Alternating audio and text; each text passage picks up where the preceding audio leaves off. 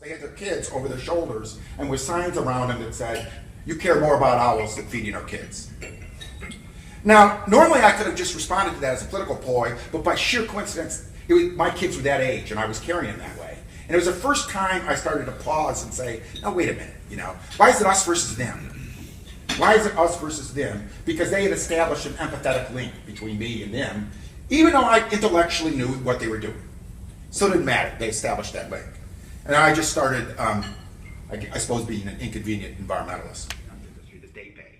They pay fees, and we wanted the fees dedicated to conservation. So it's not individual tax. 75% was against it. By the time the vote was held a year later, 75% were for it. We got more votes than Romney.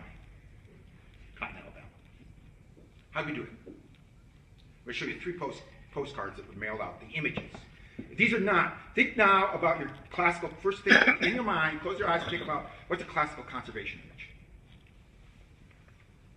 Okay, now I'm going to show you the postcards. That's one. It's a baby.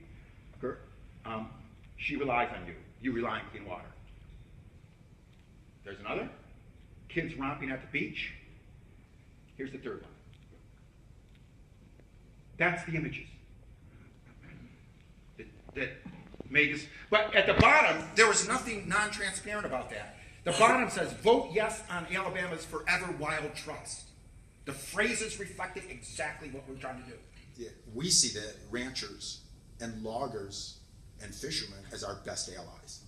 And we actually are. I mean, they're outdoors. They're engaged with the natural world. They could be our best allies. We have to be sensitive to their needs, and we have to find incentives and ways that they're either compensated or given alternative pathways, or we recognize their needs. But I think that's happening.